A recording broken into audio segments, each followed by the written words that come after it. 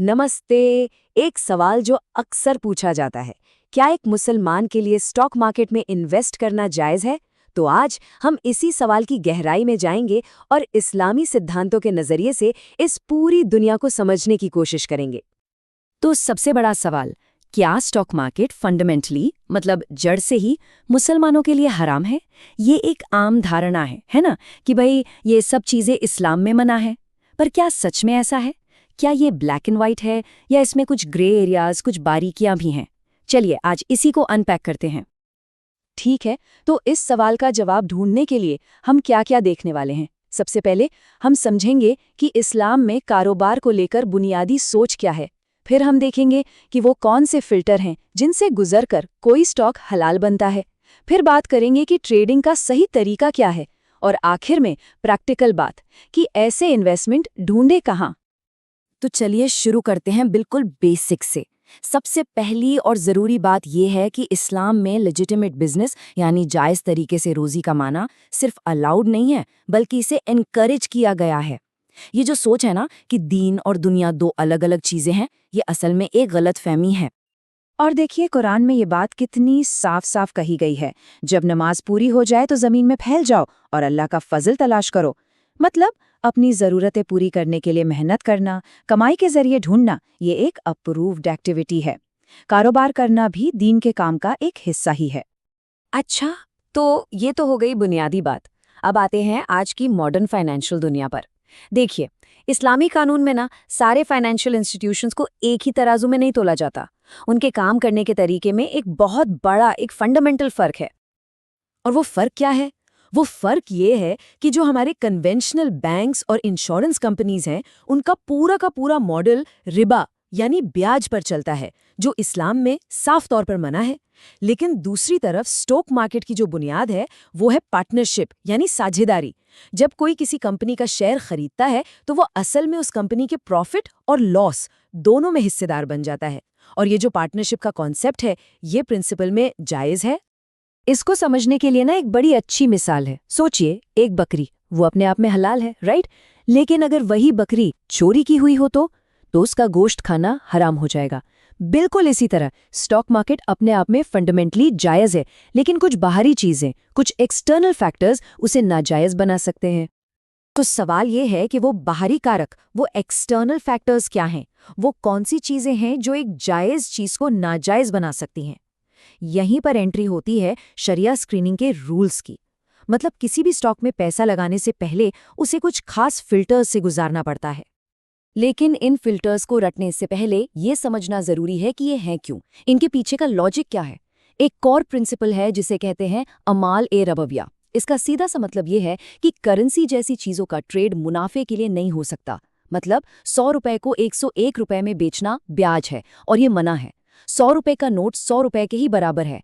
और यही प्रिंसिपल हमें बताता है कि क्यों एक कंपनी के लिए सिर्फ कैश रखना काफी नहीं है, उसके पास असली फिजिकल एसेट्स यानी जमीन, मशीनें, ये सब होना क्यों जरूरी है।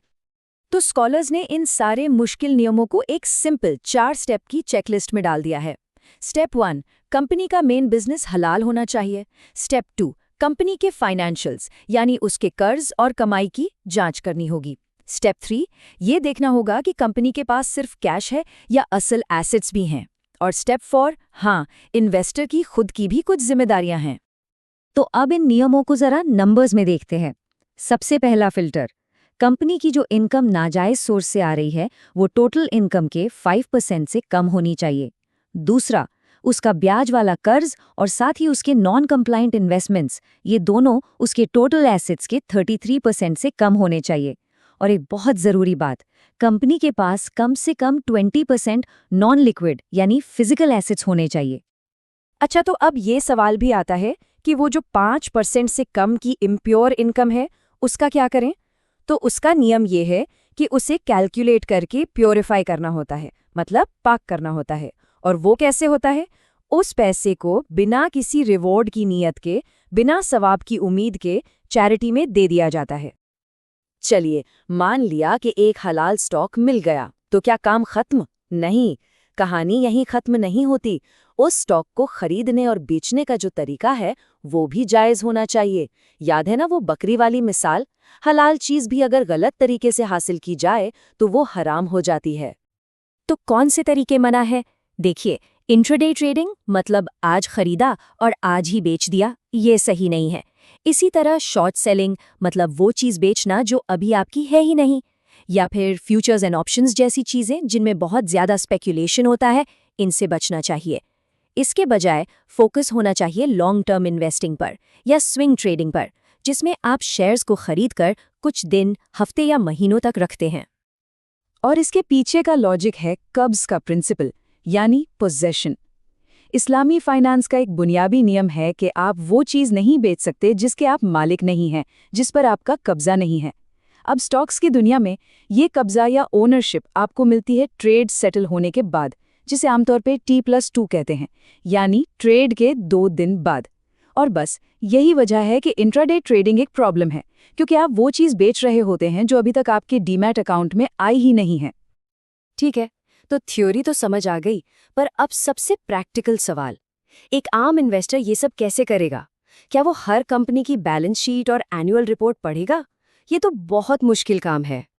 खैर, अच्छी बात यह है कि टेक्नोलॉजी ने इस काम को बहुत आसान कर दिया है। आज मार्केट में कई शरिया स्क्रीनिंग ऐप्स हैं। ये ऐप्स क्या करते हैं? ये उन्हीं स्कॉलरली क्राइटेरिया के बेस पर हज़ारों कंपनियों को सेकंड्स में स्कैन कर देते हैं। ये बहुत ही काम के टूल्स हैं, पर हाँ, आखिरी जिम्मेदारी हमेशा इन्वेस्टर की ही रहती है। ये एक उदाहरण है कि ये ऐप्स दिखते कैसे हैं। मान लीजिए एक कंपनी है आशापुरा माइंडकेम। ऐप उसे हर फिल्टर पर चेक करेगा। उसका बिजनेस क्या है? पास। नाजायज़ इनकम कितनी है? पास। कर्ज कितना है? पास। और जब वो सारी टेस्ट पास कर लेती है तो ऐप उसे शरिया कंप्लाइंट का टैग दे देता है। पर रुकिए, एक और ज़रूरी बात है। सिर्फ कंप्लायंस स्टॉक में इन्वेस्ट कर देना ही काफ़ी नहीं है। एक इस्लामी इन्वेस्टर की एक और जिम्मेदारी है, और वो है कंपनी के अंदर पॉजिटिव बदलाव लाने की कोशिश करना। इसका मतलब है कंपनी की एनुअल जनरल मीटिंग यानी AGM में हिस्सा लेना और ब्याज पर आधारित किसी भी प्रैक्टिस के खिलाफ वोट करना। ये एक माइनॉरिटी शेयर होल्डर होते हुए भी अपनी जिम्मेदारी को पूरा करना है। तो कुल मिलाकर हमने ये देखा कि सही नॉलेज, सही नीयत और सही तरीके से स्टॉक मार्केट में इन्वेस्ट करना बिल्कुल मुमकिन है। और ये हमें एक बड़े सवाल के साथ छोड़ जाता है, क्या इन सिद्धांतों और टूल्स की मदद से एक एथिकल और फेथ बेस्ड इन्वेस्टिंग अब सबकी पहुंच में है?